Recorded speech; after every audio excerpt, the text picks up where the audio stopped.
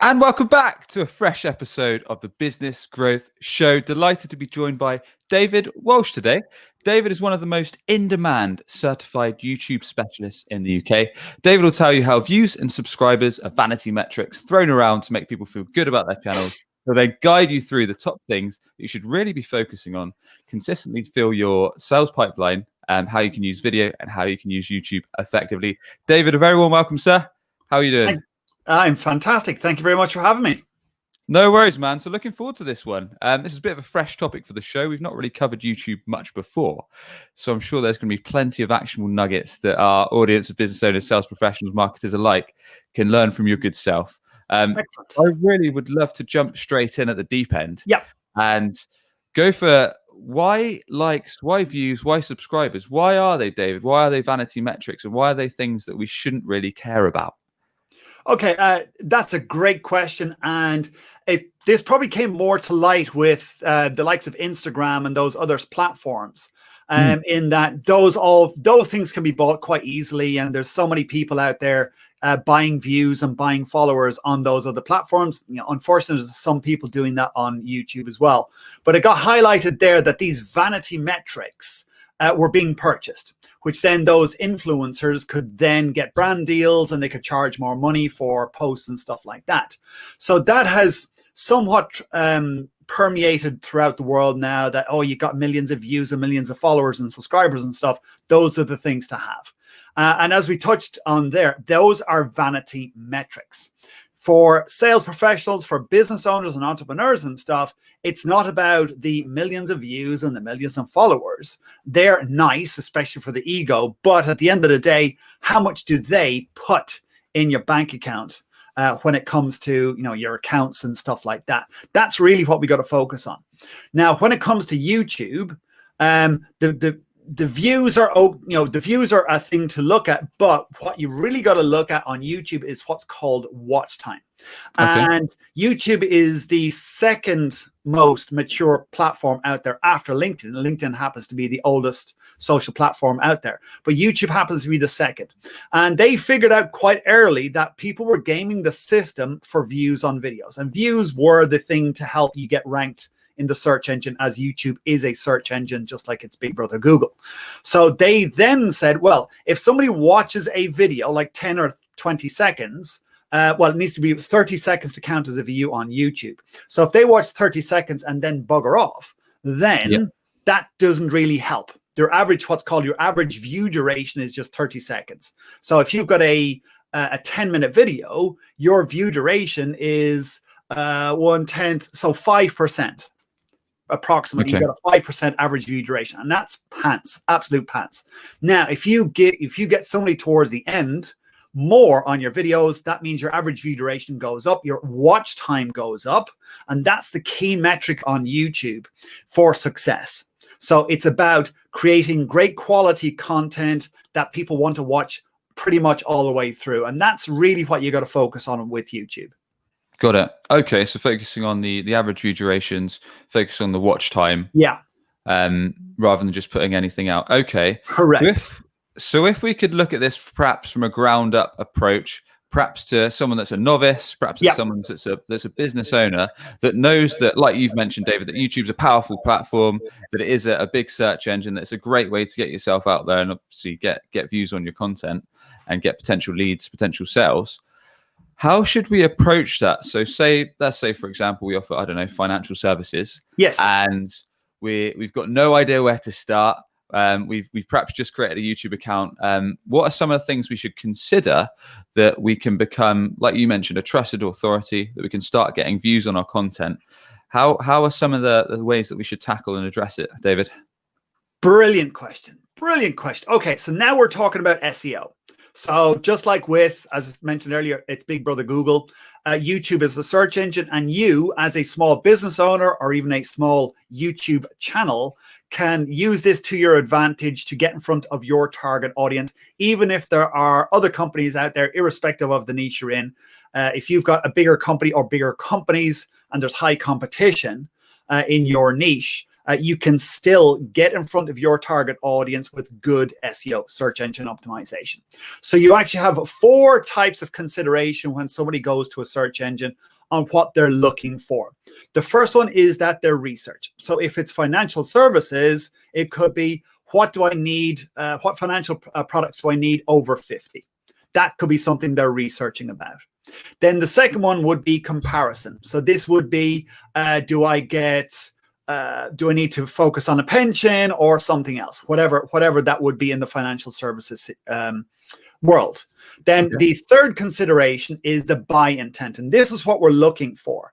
Well, we're actually looking for all of them, but this one is the one where they have their credit card in hand, debit card in hand, or cash or whatever in hand, and they're looking to buy. And it's like, it could be, I'll move away from financial services into something more like a product or something like that, say printers. So generic printer, how long is the warranty on a HP printer?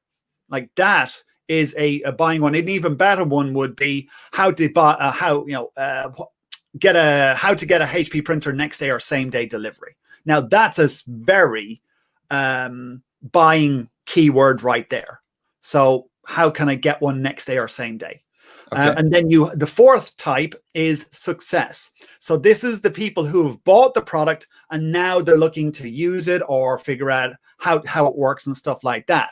So how to change an ink cartridge in a HP printer. So those would be your success, and that's where your customer service department takes over that role. But up to like the first 3, you need to have a good content, so that when you those 3 buying searching intent are being activated on the on YouTube or even Google, because your videos will also rank on Google too. Yeah. That you need to be able to have that content for those people. Got it. Okay. Interesting. All right. So 4 main types of things that we should consider. Yes. And should we go after all 4, David, or should we consider these strategically based on what our business offers, or is there a certain way we should go about it? So you definitely want stuff in the buy intent, like how to buy a printer or best place to buy a printer or something like that. You definitely have to have your content there. So whatever your buy intent keywords are that people are typing into the search engine box, you definitely need to have content around that. Okay. Then if some people will do the comparison, some won't. Like if it's insurance, is Admiral versus Churchill, something like that. Or HP versus Brother if it's printers or whatever. So some people will feel comfortable doing the comparisons, some won't, because they don't like to compare themselves against their competition. But the research one you definitely need to do, because they're brand new people who may not know anything about you or your services or what you have to offer. And you can use that to get in front of those people.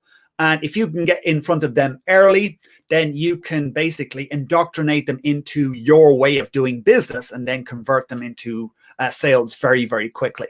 I would also recommend having some success content. We're working with a client and they said, well, all our success stuff is paid for by people who go through our training.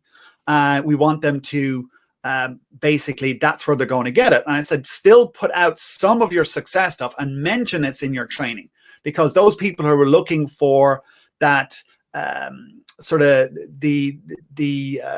where they know there's stuff after the training. It's not just I do the training and then I've nothing, no follow-up, that they know that you've got follow-up content for them that they can access, and you just give a little bit of that for free on your YouTube channel or even on your website. And then you say, and the rest of it's inside our paid portal, which you'll have access to. Okay. And for the research side of things, David, are there any tangible examples that you could give us, or any tools that we can use to actually understand what we should be going at when it's producing video content? So rather than just thinking, I think my customers are searching for this, I actually know my customers are searching for this. Yeah, so the easiest way is to start typing inside of the YouTube search bar. So the auto predict will start giving you what people are actually searching for. So these are the actual keyword phrases and keyword terms that people are typing inside the search bar, because YouTube/Google want to make your experience amazing. They're going to help you with your intended search term. So start typing in like how to on whatever it is, how to set up a pension if it's in the financial space, or how to get an ISA, whatever it is. Start typing that into the search bar, and then YouTube will tell you the exact phrases that people are typing in there that you need to create your content around. Then you can head on over to its big brother Google, do the exact same thing. They're both search engines and they're both slightly different. People will type in some different content into Google than it will in YouTube. Because YouTube is a video platform, they'll know that they're going to get a video on there. Whereas with Google, they'll know that they can get text, they can get audio, they can get video, and so it has slightly different search terms in there. Then if you're familiar with Google's AdWords platform, which is their advertising platform, they have a keyword tool in there that will actually give you search volume on what terms are being, how often people are searching for a specific term. It will also tell you how expensive it is to advertise for that term. So that will also tell you how much your competition is paying for those terms. So if you can rank your videos for those key terms, especially if they're very expensive, like in the financial services space, then Sure. you're going to be way ahead of your competition. Awesome. Okay, well, that gives us a good foundation of what we need to consider in mind. So the research side of things, the comparison, the buying intent, and then the success. And then, just like you said, we can use YouTube, we can use Google to actually look at the potential searches that our customers are going for, and I guess make a list of all the potential. Exactly. So, and that's what we work with our customers. They just go through, they start creating a list, start creating a spreadsheet. So then they get a good idea of how much weight these keyword terms have in their space, how often people are searching for them, so that the more people are searching for a specific keyword, then they're going to create more content around them. Okay. All right. So we've got the foundation. Now we need to actually create media. We need to get some videos done. Yeah. How can we make sure that we're not just waffling on, put something that only our grand's going to enjoy, and actually know it's going to, 1, build trust, 2, be entertaining, and 3, like we said at the start, get that all important average view duration ticking along nicely? Yeah. Now, the thing is, if it wasn't for so many grands around the place, probably a lot of videos wouldn't get watched. But now, how do we take it from grand level up to the next level and get in front of our customers?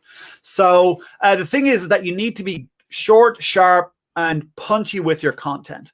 It is very easy for people to waffle on. They'll pick a subject and they'll just talk for ages.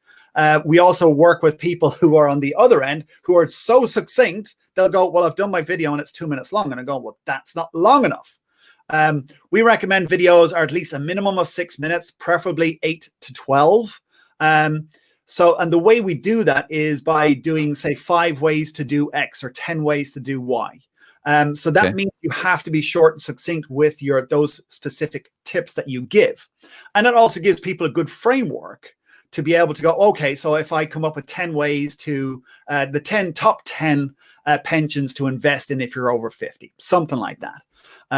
So it gives you a framework so that you're not waffling on in a specific tangent that is no value for people.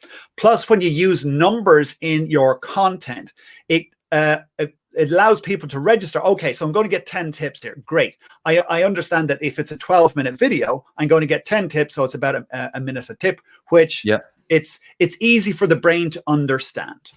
Whereas if you're going best pension for over 50s and you've got a 20-minute video, the brain doesn't comprehend where the value is. Okay. Now, I'm not saying that 20-minute video isn't probably the best. That isn't the best video on the best pension on the world. But if you can help your potential viewer understand the value of your content by using numbers, by using time, and I can explain a bit more about that. It gives that potential viewer a better understanding of how valuable your content can be, because they're looking at, well, what's my exchange? If I give you my time, what value am I going to get back? And that's why we recommend that your content needs to be as short as it needs to be, but also as long as it needs to be. Like I've created content in the past where I've tried to shave a minute or two off here and there, and the video just bombed. Instead of leaving it at 6 minutes, I brought it down to 4. If I'd left at 6 minutes, it would have performed much, much better. So it's not about how long your video is. It's like how much content can you put in there so that people are engaged watching it. Okay. All right. So yeah, it's getting that balancing act by the sounds of it, David. Yeah. Making sure it's not going on and on. It packs a punch. It gets to the point, and like you said, leveraging numbers, leveraging time. Exactly. 10 tips to do X or 10 ways to do Y, but not shortening it at the dexterity, so actually getting rid of the key points and perhaps ruining the experience. So exactly. With that in mind, are there any things we need to consider in terms of perhaps the production value, perhaps how we put our message across so we actually sound like we know what we're talking about, rather than filming something on our phone outdoors on a windy day that just looks like absolute terrible video production? Yeah, so now, first of all, there's actually nothing wrong with filming stuff on your phone. It's the phones today are actually as good as most DSLRs that you're going to get. So we actually have quite a number of clients who are filming their content indoors, so they're not outdoors in the wind. They're actually indoors filming with their phones. So using your phone as your initial camera is a great place to start. Everyone's got one in their pocket. So you basically have a studio and the beginning of a video studio in your pocket as well. So that's a good place to start. The most important part of video is actually the audio, which might seem counterintuitive, but people will listen to a bad looking video, but they won't watch a good looking video with bad audio. They'll switch off very, very quickly. So the audio is the most important part of your video. So invest in a good mic. The thing is, a good mic is like 20 quid on Amazon. It is very inexpensive. Whether that's a little shotgun mic, you can get one for 20 quid. There's a little lapel mic, again, 20 quid on Amazon. Very inexpensive. So, and just get a tripod and a little holder, pop your phone on there, plug in your mic, press record, use the 10 tips framework, and you're pretty much good to go. So focus on the best video quality you can make. And the thing is that we've seen it time and time again, is that people will start with their phone, then they'll invest in a camera, then they'll look at increasing they'll get some lights, they'll might even get a better mic. So people will invest in the video production over time. But I recommend just start with something that you've got. If you've got a light coming through a nice window that you don't have direct sunlight through the window, then that's a great place for your light source. Get a 20 quid mic, plug it into your phone, stick it on a tripod, and just start there. Makes sense. Okay. Yeah. So just start with what you've got, sort out a decent mic, because audio sounds like the most important thing. And then over time, I guess, as you build up your channel, you can upgrade as the start coming in. So how can we, to drive this a bit forward, how can we actually position ourselves as an authority? Yeah. Are there other things we need to consider, or is it just the way that we title the videos, making sure we've done proper research, making sure we're looking at the 4 pillars that we talked about at the start, or are there other things that we need to bear in mind so we do become an authority over time in our industry? Yes, probably the biggest thing to do is be consistent. In fact, it's to be predictable, because predictability breeds trust. And that's how you become the authority, is that you are the trusted person in your niche, in your marketplace, because you've shown up every single week. And that's one thing we just recommend to people, is just, you can start with 1 video a week. You don't need to be like an Instagram where you're doing 10 videos a day or something like that. 1 video a week, just showing up same time, same day each week, talking about your specific topic. So you become predictable. You become predictable to your audience, which is very important. You become predictable to YouTube, which is also important, because once they understand and they know that you're showing up consistently every single week, they're going to push your content out in front of more people who their algorithm understands would like to see your content. So that's really what you need to do, is just show up for your audience every single week, minimum once a week, and then just have great quality content. And over time, as that predictability builds up, that then turns into trust, which then you grow your audience and you become the authority. Yeah, I guess if people see you enough times, right, they're going to over time build that trust in it. Exactly. you can compare it to posting on LinkedIn, really. So it's not one of those things you can post one time and get a whole bunch of leads. You've got to do it for month in, month out, nearly on a daily basis, posting out valuable content that's useful. Yeah. And then over time, that's when the inbound opportunities will start to arise. Okay. And once we've started putting out consistent videos, David, that follow the guidelines that you've kindly laid out for us, how do we turn that into potential leads, potential customers? What should we be thinking about in terms of our call to actions? How do we make sure the videos aren't too much of a sales pitch, but at the same time do actually generate that return that we want to see? Okay, so here is the key thing. It's like we call this social selling, and a couple of friends of mine in different spaces, we use the same term. It's social selling, where basically you're letting people know about your products, but it isn't a hard sell. Oh, and to get it, the best offer today, make sure to click this link here right now. And like, that's an ad. If you want to do ads, then make an advertising video, or make a sales video and tell people to go and watch that sales video, because then they're going to be hot prospects. Because if they do take the time to watch the sales video, then they're obviously interested in your products and services. So what we recommend our clients do is create specific sales videos for your products, put them on your YouTube channel, and then invite people to watch those videos from your other content. What a lot of people miss out on is having a next logical step. So I've got an itch that needs scratching. I go to YouTube, I find the solution for my itch, but my itch will only last 5 minutes. And that's what typically like 5 tips or a how-to video will do. It will solve a solution for a short period of time. What I'm looking for is obviously a longer-term solution, and that's where your products and services are there to help. Now, if you don't let me know about those products and services, you're doing a disservice. If you try hard selling me on your products and services, you're doing me a disservice. It's getting that balance right to invite me to find out more about your products and services. So that could be, as I said, putting a video up talking about a specific product, putting another video up about your other services that you have to offer, and inviting me to go and watch those videos. Then I make the choice. I'm in control.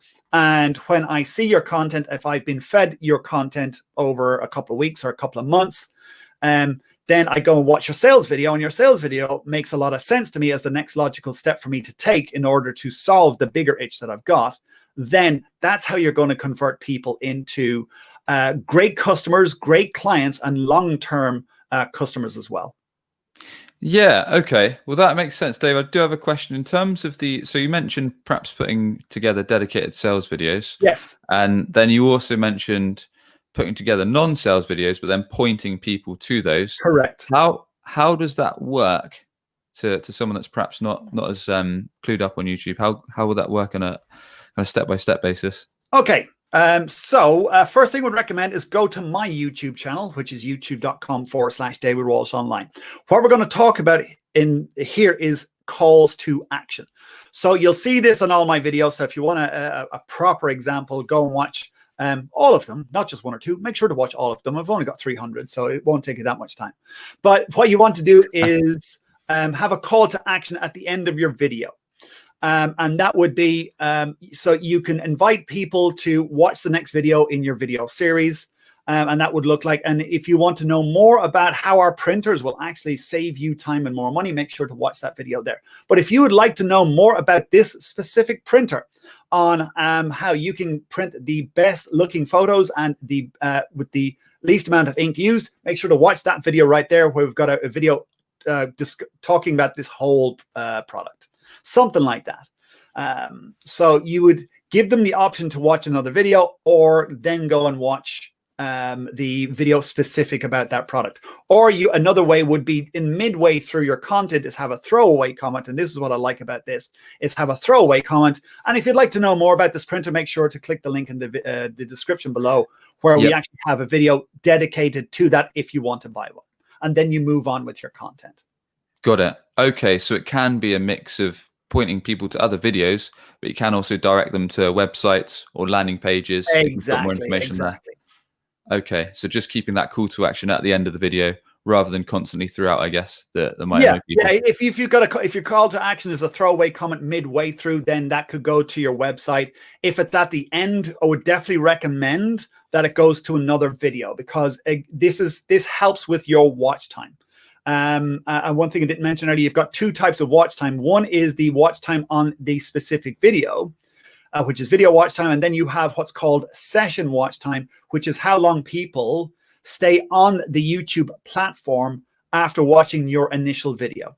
Okay. So if you can bounce people from video to video to video, and now we're going back to creating authority as well, that you have another touch point with that person. Every time they watch a video, that's another touch point. So if you need those 12 or plus touch points to make a sale, the more videos they watch, the more touch points they have, the closer you get to that sale. So bouncing them to another video is another touch point that you can knock that off your list and get them closer to the sale.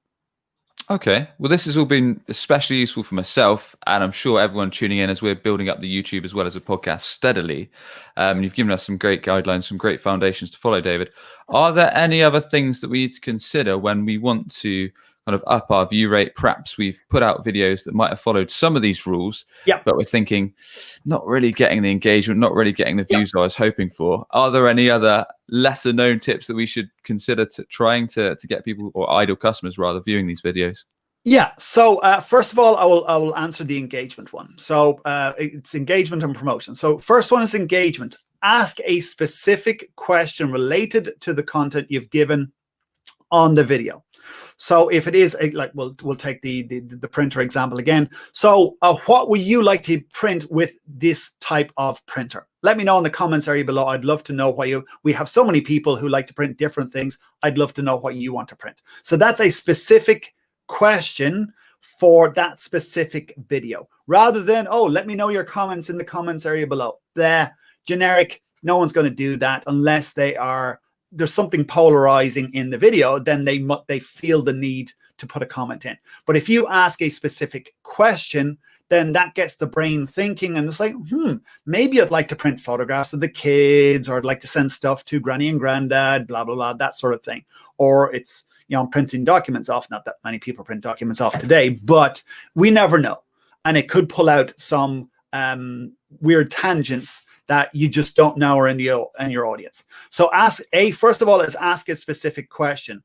And to follow on from that, that is a great way to find out what your audience is thinking about your products and services as well. Or you can, if you're in the financial services space, ask them, so what are your questions that you have regarding financial services, pensions, whatever the topic is?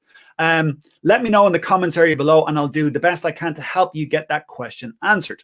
Now you're looking to solve people's problems. Well, you're looking to find out people's problems so you can solve them. And that's a great way to find out how to create more content and also engage with people on there. So that's the engagement piece. The second thing is about getting more views. You have to promote the heck out of your content. YouTube has said there's about 400 hours of video uploaded every single minute. I think it's closer to 500, maybe even 600 hours uploaded every single minute. That's a lot of competition. That's a lot of video that the YouTube AI has to go through and to understand where it belongs in their search engine. And if your content isn't great, you need to promote the bejesus out of it so that it gets into the search engine, so that YouTube takes notice of it and starts putting you, ranking you in the search results.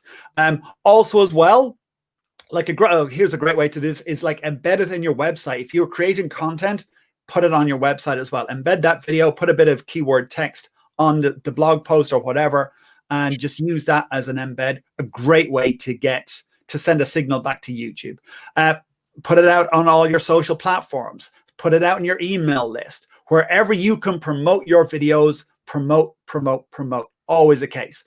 So many people come time and time again and go, they think it's a magic bullet that they'll put up a video and it's going to get millions of views. Not going to happen, especially if you're starting out on YouTube. You need to be actively promoting your content every single week so that you're getting YouTube to take notice of you, of your content, and then it will send more people to you. Makes perfect sense. And I really like the first point there, David, about asking questions at the end of the video. Yes. Because like you mentioned, you're getting live customer feedback. You're actually hearing what people want to see, what they want to learn about, what's interesting to them. Yes. And then I guess that gives you a heap of ideas for your future content. So rather than just scratching your head, you're actually putting out media that people want to see rather than what you think they want to see. And also as well, products. Yeah. I like it. Okay. And then the second point makes sense. Yeah. Promote the heck out of it to obviously ramp that engagement up over time and obviously send signals and build up your audience. Awesome.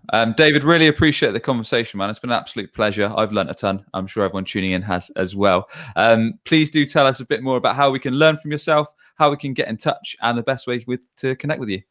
As I mentioned earlier, you can follow my YouTube. You can subscribe at youtube.com/David Walsh Online. Also as well here on LinkedIn, David Walsh Online. You'll find me there too. Instagram, David Walsh Online. Everything basically is David Walsh Online. If you want to contact us, go to davidwalshonline.com. We also have a new company being set up, VidGrow, where we're working with more and more organizations and bigger companies to help them grow their YouTube channel to fill their sales pipelines too. So vidgrow.co.uk, which will be available very soon. But yeah, David Walsh Online, just drop us an email or catch me on LinkedIn. Info at David Walsh Online will get to me, or just DM me on LinkedIn. Awesome, David. Once again, thanks so much for coming on. Thank you very much. It's been an absolute pleasure. Cheers. And if you enjoyed the show, be sure to subscribe to Business Growth Show wherever the heck you get your podcasts. We interview business leaders each and every week to provide actionable tips across sales, marketing, and growth to help you grow your business and increase your sales. Thanks very much for tuning in.